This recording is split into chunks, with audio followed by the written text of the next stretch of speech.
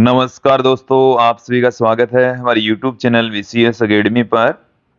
और आज की इस वीडियो में हम कक्षा 12 भौतिक विज्ञान बोर्ड परीक्षा 2024 को ध्यान में रखते हुए हमने जो महत्वपूर्ण क्वेश्चन आंसर की सीरीज स्टार्ट कर रखी है उसका 14वां वीडियो लेकर आए हैं।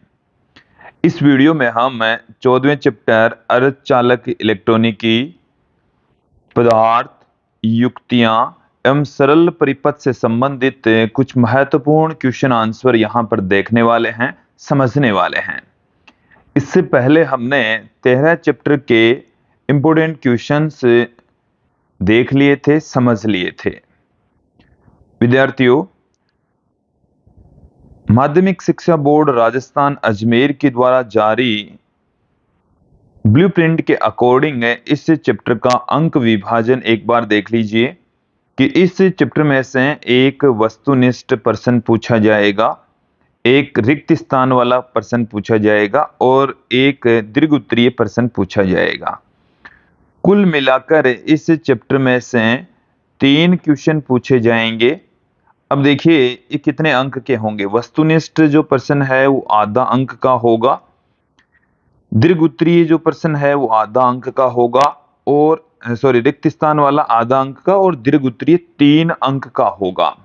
मैं यहाँ पर आपको बता दूं कि दीर्घ उत्तरीय प्रश्न के अथवा में भी आपको एक प्रश्न मिलने वाला है।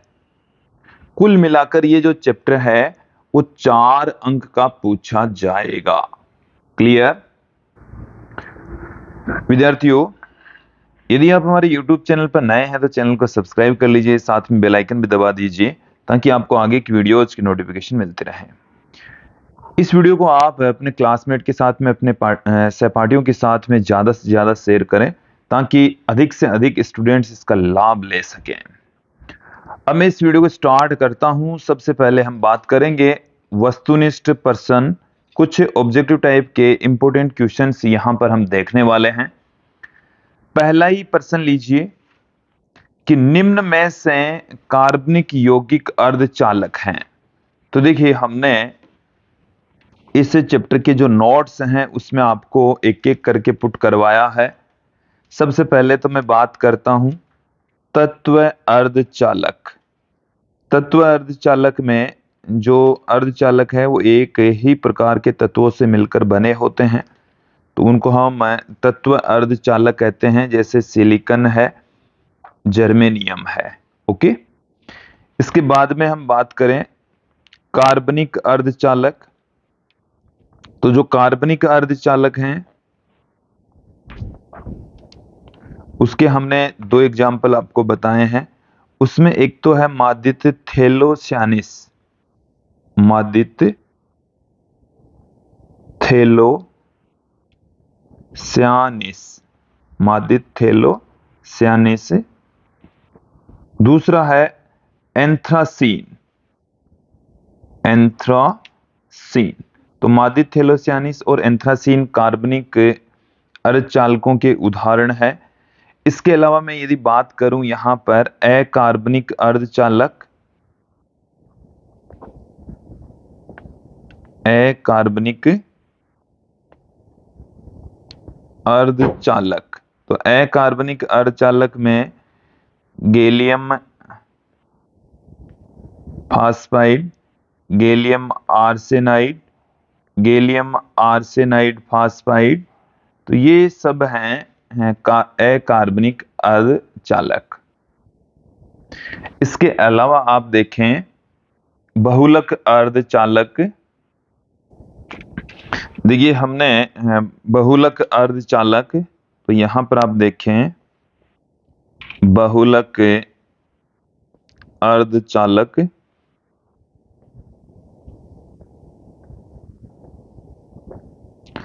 बहुलक अर्धचालक में पॉलीपाइरोल, पॉलीपाइरोल और पॉलीएनिलीन, पॉलीएनिलीन,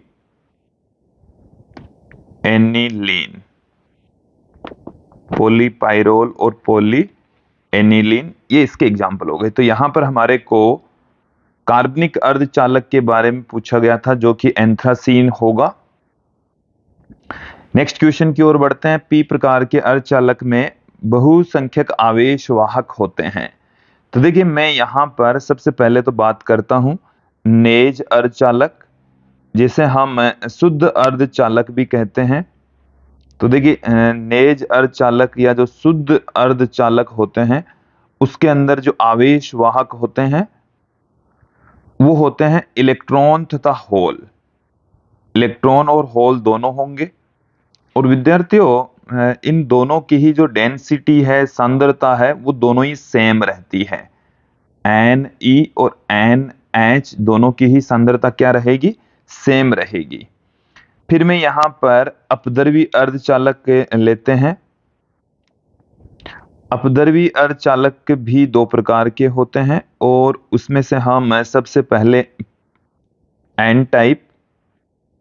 तो एन टाइप सेमीकंडक्टर के अंदर भी इलेक्ट्रॉन और होल दोनों ही होंगे। आवेश वाहक तो इलेक्ट्रॉन भी होंगे और होल भी होंगे। लेकिन मैं यहां पर क्लियर कर दूं कि एन टाइप के अंदर इलेक्ट्रॉनों की जो सांद्रता है वो काफी ज्यादा रहेगी, होलों की सांद्रता कम रहेगी। इसी प्रकार से पी टाइप सेमीकंडक्टर के अंदर इलेक्ट्रॉन और होल ही आवेश वाहक होते हैं, लेकिन यहां पर होलों की संख्या काफी ज्यादा रहेगी और मुक्त इलेक्ट्रॉनों की संख्या काफी कम रहेगी। तो इसके अंदर ये है बहुसंख्यक आवेश वाहक। देखिए, अपद्रव्य अर्धचालक के अंदर बहुसंख्यक आवेश वाहक हैं। एन टाइप में इलेक्ट्रॉन और पी टाइप में है होल।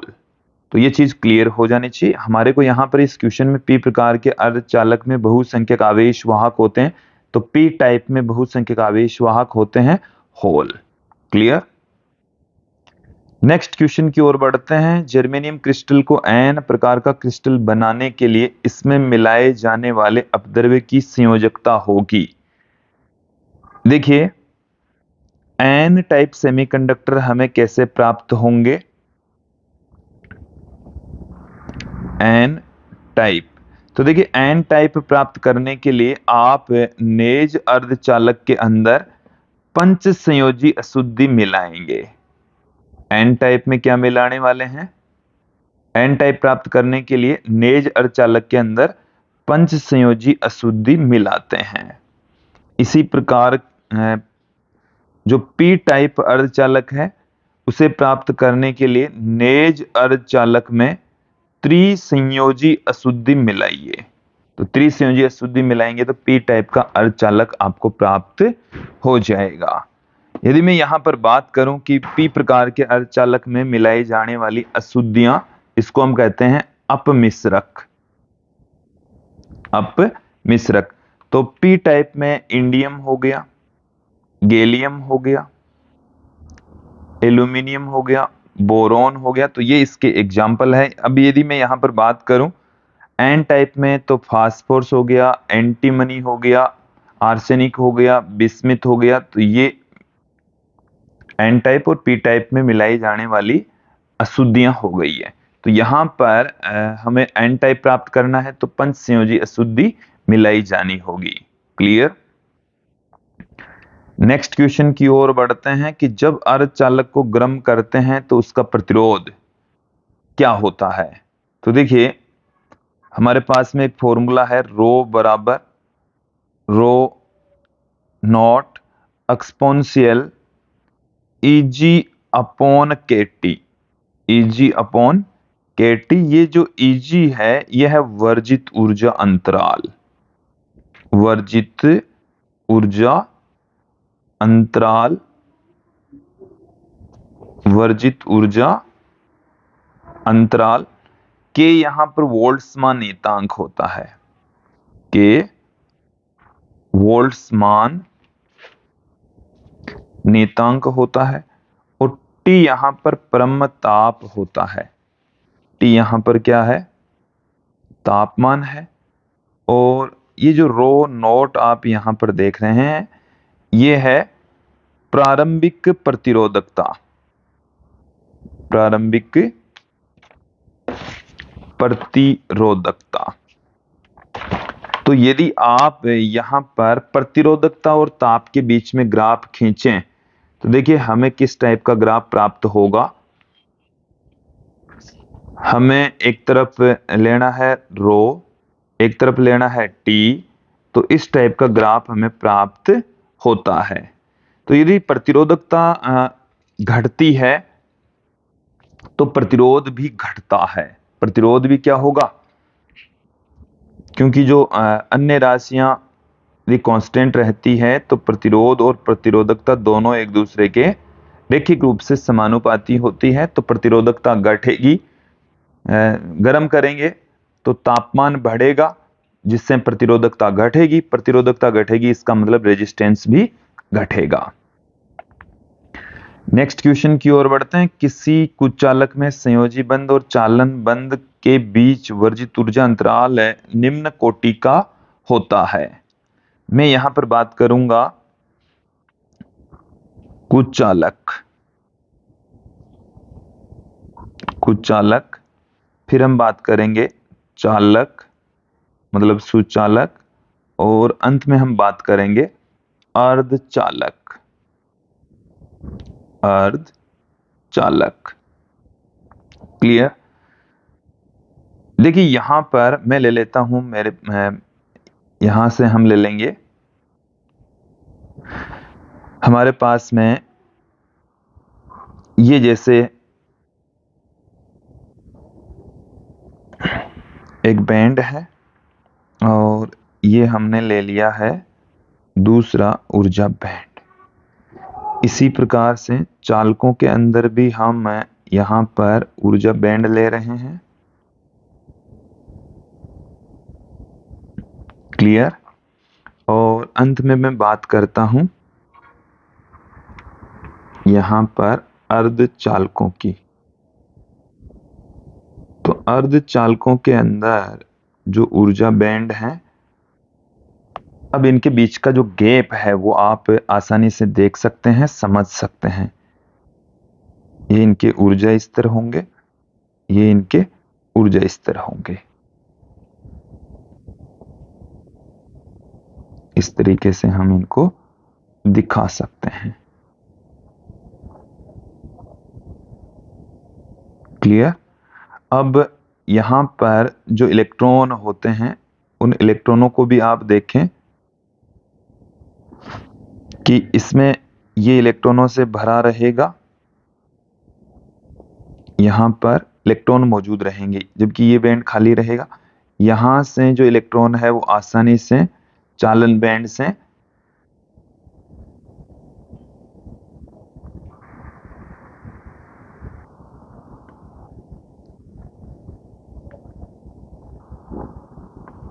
तो आप यहां पर ध्यान दीजिए कि ये एक बार फिर से क्लिप बना देता हूं मैं। ये जो डॉट वाले आप देख रहे हैं ये इलेक्ट्रॉन को रिप्रेजेंट कर रहे हैं। ये हमारे पास में है चालन बैंड, चालन बैंड। ठीक है। और नीचे वाला जो बैंड होता है इसको हम कहते हैं संयोजी बैंड। तो ये हमारे पास में संयोजी बैंड है, ये संयोजी बैंड है, और इसमें ये हमारे पास में है संयोजी बैंड,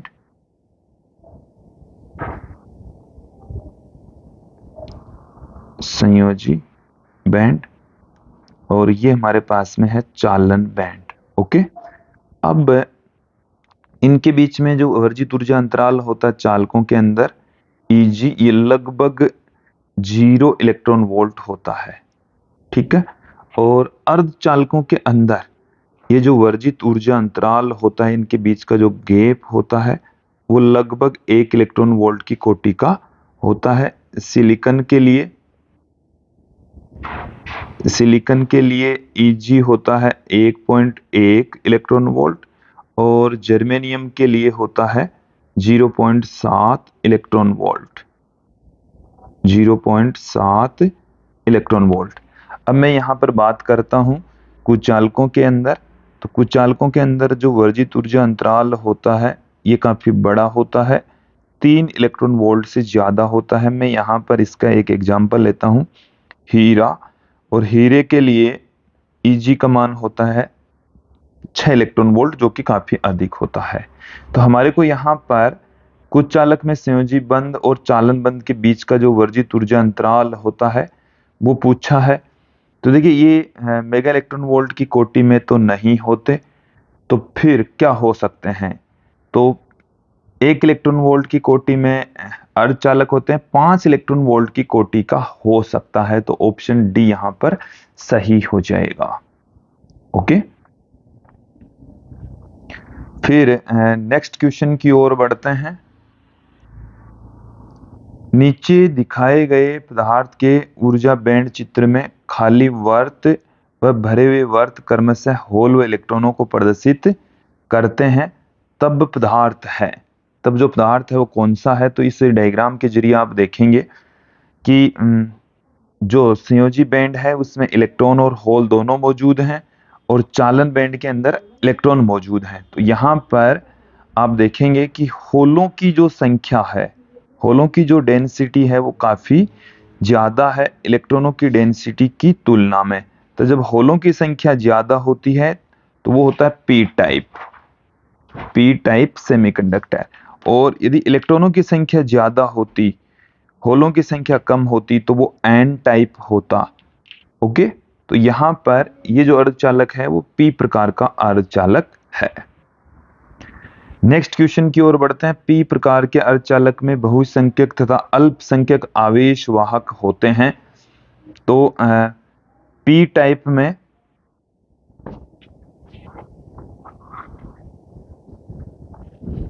टाइप में होलों की संख्या ज्यादा होती है और मुक्त इलेक्ट्रॉनों की संख्या कम होती है। ओके, नेक्स्ट क्वेश्चन की ओर बढ़ते हैं कि एक अर्धचालक में होल तथा चालन इलेक्ट्रॉनों की संख्या क्रमशः पी और एन ई है। तो देखिए मैंने ये चीजें पहले भी क्लियर कर दी है। शुद्ध अर्धचालक के अंदर दोनों की डेंसिटी बराबर होती है, ये जो स्टेटमेंट दे रखा है वो गलत है। फिर एक अपद्रव्य अर्धचालक के अंदर दोनों की संख्या बराबर नहीं होती, क्लियर। तीसरा, एक शुद्ध अर्धचालक में Np और Ne दोनों बराबर होते हैं, ये सही है, बिल्कुल सही स्टेटमेंट है। और अंतिम भी देख लीजिए, शुद्ध अर्धचालक में N बराबर ही होनी चाहिए, ठीक है, तो ये भी गलत है। तो ऑप्शन सी यहां पर सही हो जाएगा। नेक्स्ट क्वेश्चन की ओर बढ़ते हैं। उत्क्रम अभिनति पीएन संधि की अवक्षय प्रत के मध्य में, अब देखिए हमारे पास में एक ये कोई पीएन संधि है,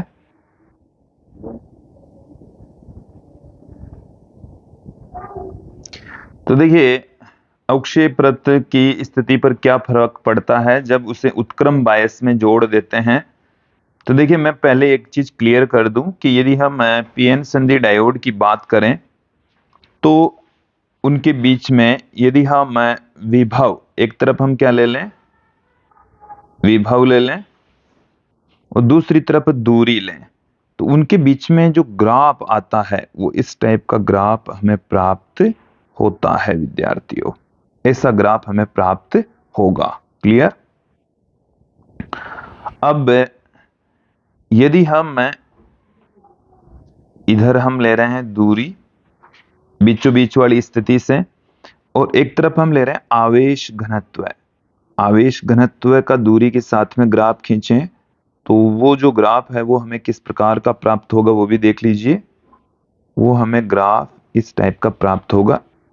P भाग की ओर ऋणावेश होगा, ऋणावेश घनत्व, और N भाग की ओर ये इधर P है, इधर N है। मतलब इस प्लेट के ऊपर तो ऋणावेश मौजूद रहता है, मतलब प्लेट नहीं है, एक तरीके का पृष्ठ है, ये अवक्षय प्रत हमने यहाँ पर दिखाई है। तो N भाग की ओर धनावेश होता है। फिर इसी तरीके से मैं बात करूं विद्युत क्षेत्र की, तो जो विद्युत क्षेत्र है वो इस तरीके से होता है, ये P भाग की ओर, ये N भाग की ओर, बीचों बीच से ज्यादा होगा।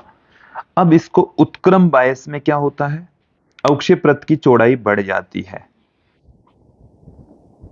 उत्क्रम बायस में, उत्क्रम बायस के अंदर अवक्षय प्रत की चौड़ाई इंक्रीज हो जाएगी, अवक्षय परत की चौड़ाई बढ़ जाती है, चौड़ाई बढ़ जाती है। और अवक्षय प्रत की जब चौड़ाई बढ़ जाती है जिससे विभव बढ़ जाता है, विभव बढ़ जाता है। अब आप यहां पर ऑप्शन देखेंगे एक एक करके क्या दिखाया गया है। तो देखिए यहां पर ऑप्शन देखेंगे कि विभव अधिकतम हो जाता है, तो विभव की वैल्यू क्या हो जाती है, बढ़ जाती है। नेक्स्ट क्वेश्चन देखें, दिष्टकारी का कार्य है। तो देखिए दिष्टकारी का काम होता है प्रत्यावर्ती धारा को दिष्ट धारा में बदलना, तो ऑप्शन डी यहां पर सही हो जाएगा। नेक्स्ट क्वेश्चन की ओर बढ़ते हैं। एक संधि डायोड का अग्र अभिनति में प्रतिरोध 25 ओम और उत्क्रम अभिनति में 2500 ओम है। नीचे दर्शाए गए परिपथ के लिए डायोड में धारा होगी। एक बार आप यहां से इस डायग्राम को देखेंगे, एक पीएन संधि डायोड हमारे पास में है। इस पीएन संधि डायोड के एक सिरे पर 5 वोल्ट, दूसरे सिरे पर 0 वोल्ट। तो ये वाला जो वोल्टेज है वो है अधिक, ये वाला जो वोल्टेज है वो ज्यादा, इस तरफ का जो वोल्टेज है वो कम। तो ज्यादा वाले वोल्टेज को P भाग पर, कम वाले वोल्टेज को N भाग पर। तो ये है अग्र बायस में, ओके। और अग्र बायस की स्थिति में हमारे को जो रेजिस्टेंस है वो 25 ओम दे रखा है। तो हमारे को ये पूछा धारा, तो धारा बराबर होता है V बट्टे में R, V बट्टे में R। तो यहां पर V तो लगाया गया है 5 माइनस 0 तो 5, और R हमारे पास में हो जाएगा 25 प्लस 10 35। देखो R मैंने 35 कैसे किया है, 25 तो अग्र बायस में डायोड का प्रतिरोध और 10 ये वाला, तो ये हो गया हमारे पास में 35 ओम। 1/7 एम्पीयर की धारा प्रवाहित होगी। ऑप्शन बी यहां पर सही हो जाएगा। नेक्स्ट क्वेश्चन की ओर बढ़ते हैं। एक पूर्ण तरंग दिष्टकारी में निवेशी प्रत्यावर्ती धारा की आवर्ती न्यू है, तो निर्गत धारा की आवर्ती होगी। देखिए यहां पर एक डायग्राम के जरिए आप समझेंगे कि ये हमारे पास में है निवेशी संकेत, और निवेशी संकेत ज्यावक्रिय संकेत हमने यहां पर लिया है। इसको जब हम किसी पूर्ण तरंग दिष्टकारी से गुजारते हैं तो ये जो निर्गत संकेत हैं वो हमें इस तरीके से उतार चढ़ाव वाले प्राप्त होते हैं। जो निवेशी संकेत हैं इनकी जो आवर्ती है वो यदि न्यू रहती है, ठीक है, तो इनकी आवर्ती हो जाती है इनसे दुगुनी। इनकी आवर्ती कितनी रहेगी, उनसे ठीक डबल होगी, तो 2 न्यू होगी। तो यहां पर ऑप्शन सी सही हो जाएगा। क्लियर। नेक्स्ट क्वेश्चन की ओर बढ़ते हैं कि एक पी प्रकार के अर्धचालक में जर्मेनियम के साथ किसको मिलाया जाता है। तो यहां पर आप ध्यान दें, पी प्रकार का अर्धचालक हम कैसे प्राप्त करेंगे, पी टाइप सेमीकंडक्टर। तो नेज अर्धचालक, और नेज अर्धचालक के रूप में यहां पर हमें जर्मेनियम दे रखा है। तो जर्मेनियम में हमें त्रिसंयोजी अशुद्धियां मिलानी है, त्रिसंयोजी अशुद्धियां, 13वें वर्ग वाली अशुद्धियां यहां पर मिलानी है। तो देखिए त्रिसंयोजी अशुद्धियां कौन कौन सी है, तो ये हमारे पास में है boron, aluminium, gallium, indium, thallium, ये सब कुछ है। तो यहां पर गैलियम ऑप्शन में हमारे पास में है, एल्यूमिनियम, बोरॉन सब है, तो उपरोक्त सभी यहां पर सही हो जाएगा। नेक्स्ट क्वेश्चन की ओर बढ़ते हैं। गैलियम आर्सेनाइड है, ये हमने पहले ही क्वेश्चन में क्लियर कर दिया कि देखिए ये तत्व अर्धचालक नहीं है, कुछ चालक भी नहीं है, और धात्विक अर्धचालक भी नहीं है, तो ये मिश्र अर्धचालक होगा। तो ऑप्शन डी बी यहां पर सही हो जाएगा। नेक्स्ट क्वेश्चन की ओर बढ़ते हैं। किसी निज जर्मेनियम में एंटीमनी परमाणु मिलाने पर बनेगा। देखो निज का मतलब यहां पर नेज अर्धचालक ही है, तो नेज के अंदर हम मिला रहे हैं एंटीमनी। और देखिए ये जो एंटीमनी होती है ये किस टाइप का अर्धचालक है वो आपको देखना है। तो देखिए एंटीमनी है, ये पंच संयोजी अशुद्धि होती है। ये कैसी अशुद्धि है? पंच संयोजी अशुद्धि है। और पंच संयोजी अशुद्धि यदि आप मिला देते हैं तो हमें वहां पर एन टाइप सेमीकंडक्टर प्राप्त होगा। एन टाइप सेमीकंडक्टर प्राप्त होने वाला है। क्लियर? नेक्स्ट क्वेश्चन की ओर बढ़ते हैं। किसी एन प्रकार के सिलिकॉन में निम्नलिखित में से कौन सा प्रकथन सत्य है एन टाइप के लिए? तो देखिए एन टाइप में क्या होता है उसको क्लियर कर लीजिए।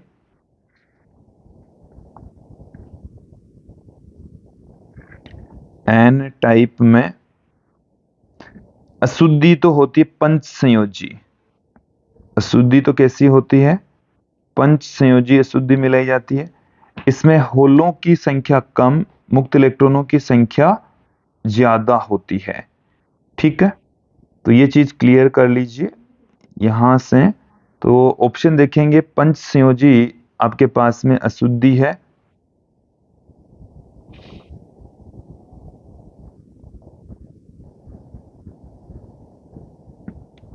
तो पंच संयोजी अशुद्धि यहां पर हमें ऑप्शन में दे रखी है।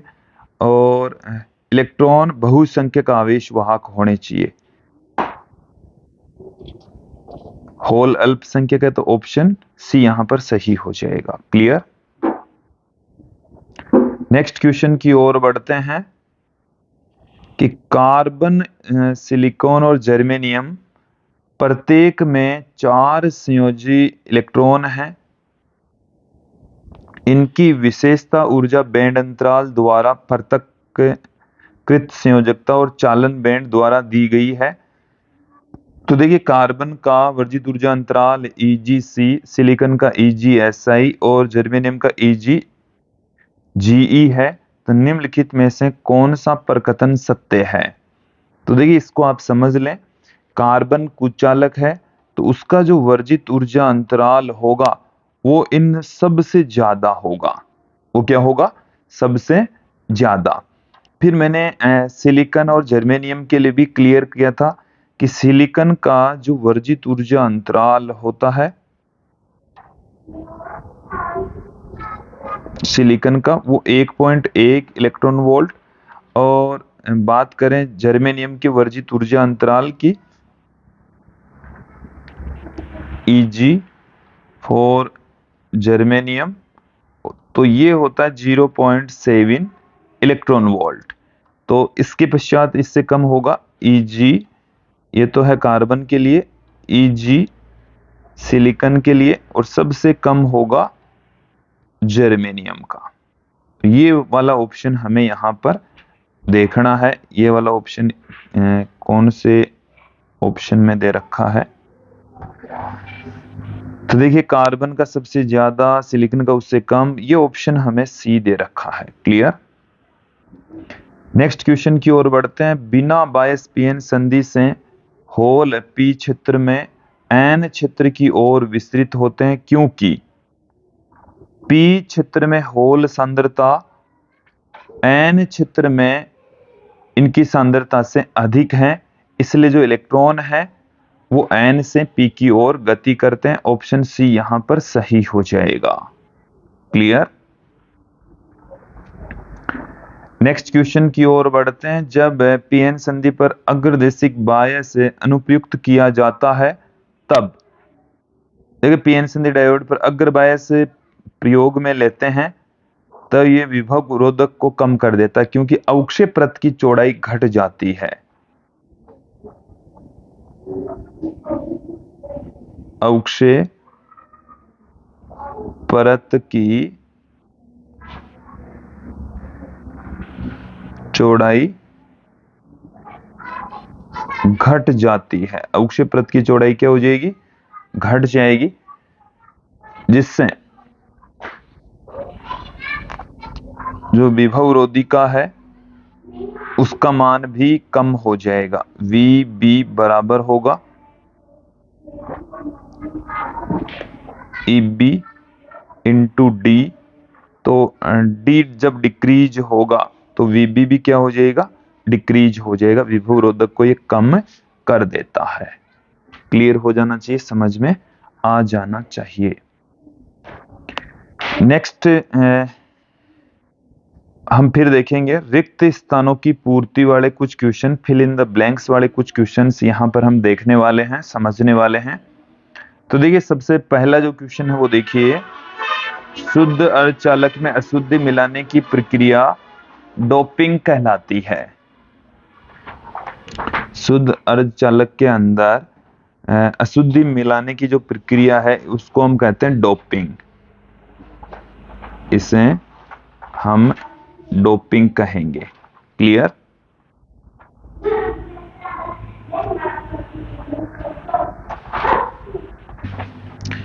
फिर आप सेकंड क्वेश्चन देखेंगे, पीएन संधि डायोड के अग्र अभिनति विन्यास में एन सिरे को बैटरी के ऋण सिरे से, अग्र बायस की स्थिति के अंदर एन को हम जोड़ेंगे ऋण सिरे से।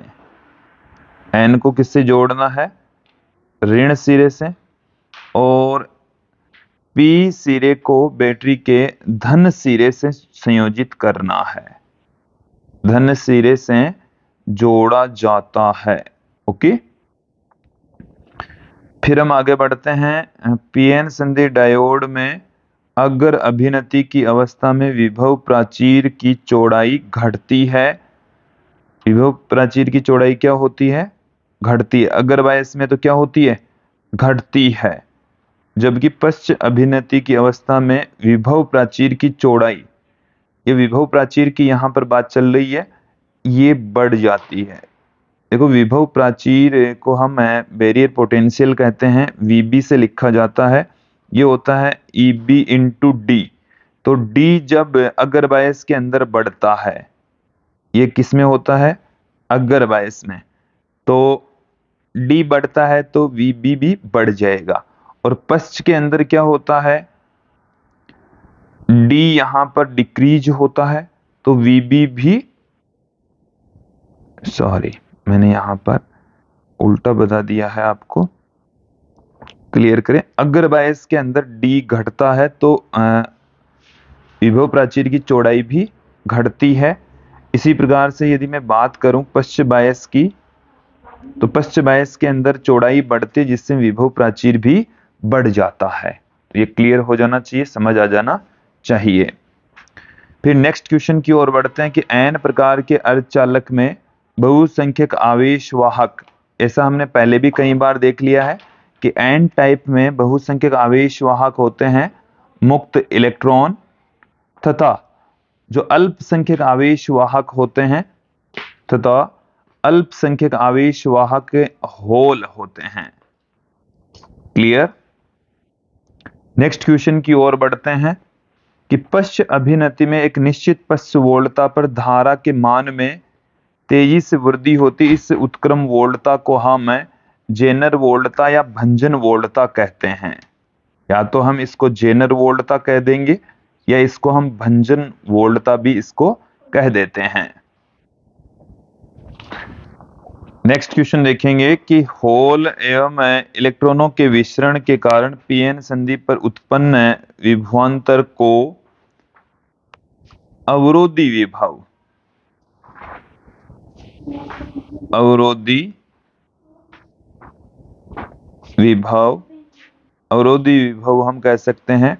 इसको हम अंतक विभव भी कह सकते हैं। अवरोधी विभव या अंतक विभव कहा जाता है। क्लियर? जेनर वोल्टता का दूसरा नाम यहां पर भंजन वोल्टता भी आपको मिल सकता है। क्लियर? एक निश्चित पश्च वोल्टता पर धारा की जो वैल्यू है वो अचानक तेजी से वृद्धि हो जाती है तो उस वोल्टेज को हम भंजन वोल्टता या जेनर वोल्टता कहते हैं। ब्रह्म शून्य ताप पर नेज अर्धचालकों की चालकता का मान होता है। तो देखिए ब्रह्म शून्य ताप पर जो अर्धचालक है वो कुचालक की भांति व्यवहार करेंगे और जो चालकता है वो शून्य होगी, क्योंकि कुचालक की भांति काम करेंगे तो कुचालकों का जो प्रतिरोध है वो तो अनंत होता है, चालकता शून्य होगी। फिर पीएन संधि में अग्रबायस की स्थिति में अवक्षय प्रत की चौड़ाई घटती है। अग्रबायस की स्थिति में तो क्या होती है, घटती है। देखो यहां पर अवक्षय प्रत की चौड़ाई है, यदि इस अग्रबायस के स्थान पर क्या आ जाए, पश्च बायस आ जाए, तो पश्च बायस की स्थिति के अंदर यहां पर हमारे पास में अवक्षय प्रत की चौड़ाई क्या होती है, बढ़ती है। तो जब पश्च बायस होगा तो चौड़ाई बढ़ेगी, अगर बायस है तो चौड़ाई घटेगी। पी प्रकार के अर्धचालक पर आवेश होता है। तो देखिए चाहे पी प्रकार का अर्धचालक लें या एन टाइप सेमीकंडक्टर लें, चाहे नेज अर्धचालक लें, इन सभी का जो आवेश होता है वो शून्य होता है, ये उदासीन होते हैं। नेज अर्धचालक में मुक्त इलेक्ट्रॉन व होलों की संख्या का अनुपात होता है। तो ये 1:1 होता है, क्योंकि होलों की संख्या और मुक्त इलेक्ट्रॉनों की संख्या बराबर होती है। तो एन ई और एन एच इन दोनों का जो अनुपात है वो 1 होगा। क्लियर। अब देखिए कुछ दीर्घ उत्तरीय प्रश्न देखेंगे और उन दीर्घ उत्तरीय प्रश्न में से एक क्वेश्चन, अपन को 2 क्वेश्चन आएंगे बोर्ड एग्जाम में, एक अथवा में भी आएगा। हम यहाँ पर प्रयास करेंगे कि यहाँ से जो पहला और दूसरा जो क्वेश्चन है इसी में से ही एक क्वेश्चन अपन को मिल जाए। दिष्टकरण से क्या तात्पर्य है, पूर्ण तरंग दिष्टकारी परिपथ का चित्र बनाइए, इसकी निवेशी और निर्गत वोल्टता के तरंग रूप का निरूपण कीजिए। आपको यहाँ पर हमने एक पहले भी क्वेश्चन के अंदर बताया है कि आपको इस तरीके का भी क्वेश्चन मिल सकता है। देखिए क्या है, कई बार एग्जाम में पूछा गया है कि ये अक्ष है और यहाँ पर इस तरीके की एक वोल्टता आरोपित की गई है, जबकि निर्गत जो वोल्टता है वो इस तरीके की प्राप्त होती है। तो अक्ष को पहचानिए और इसके बारे में निवेशी निर्गत वक्र खींचिए, इसके बारे में वर्णन कीजिए। तो जो अक्ष है वो पूर्ण तरंग दिष्टकारी है। क्या है, पूर्ण तरंग दिष्टकारी। विद्यार्थियों मैं यहाँ पर क्लियर कर दूं कि अर्ध तरंग दिष्टकारी और पूर्ण तरंग दिष्टकारी दोनों में से एक बोर्ड एग्जाम में पूछे जाने की प्रबल संभावना है। तो इन दोनों को आप दिमाग में फिट बैठा लीजिए, क्लियर कर लेंगे। ऊर्जा बैंड सिद्धांत के आधार पर चालक, कुचालक व अर्धचालक में अंतर स्पष्ट कीजिए। ये भी एक अच्छा क्वेश्चन है, इसको भी आपको ध्यान में रखना है। सबसे जो महत्वपूर्ण है वो है दिष्टकारी, और आपको ऊर्जा बैंड सिद्धांत के आधार पर चालक, अर्धचालक और कुचालक में भी अंतर करना है। पीएन संधि डायोड क्या होता है, इसके निर्माण को समझाइए। पीएन संधि डायोड के अग्र और पश्च अभिलाक्षणिक वक्र भी खींचे, इन्हें प्राप्त करने के लिए आवश्यक प्रायोगिक परिपथ भी बनाइए। तो देखिए जो एक तो पहला क्वेश्चन महत्वपूर्ण, सबसे महत्वपूर्ण, इसके अलावा मेरे हिसाब से जो और जो इंपॉर्टेंट है वो यहां पर तीसरा क्वेश्चन है। तो इसको आप अच्छे से कर लेंगे, इसको आप अच्छे से समझ लेंगे। विद्यार्थी हो सकता है कि जो 3 अंक का क्वेश्चन है वो छोटे छोटे टुकड़ों में भी आपको डिवाइड मिल सकता है। इसमें 2 कार्बनिक अर्धचालकों के नाम पूछे जा सकते हैं, दाता अशुद्धि, ग्राही अशुद्धियां, नेज अर्धचालक क्या होते हैं। इस टाइप के छोटे छोटे क्वेश्चन से मिलकर भी एक बड़े क्वेश्चन का निर्माण कर सकते हैं। तो विद्यार्थियों ये थे कुछ महत्वपूर्ण क्वेश्चन आंसर, और मुझे उम्मीद है आप लोगों को ये जो क्वेश्चंस हैं वो अच्छे से समझ में आए होंगे। तो विद्यार्थियों हमने इस सीरीज के अंदर कुछ महत्वपूर्ण क्वेश्चंस यहाँ पर देखें, समझें, और मुझे उम्मीद है कि आप लोगों को ये जो क्वेश्चन आंसर है वो अच्छे से समझ में आए होंगे। आज की इस वीडियो में इतना ही। धन्यवाद दोस्तों।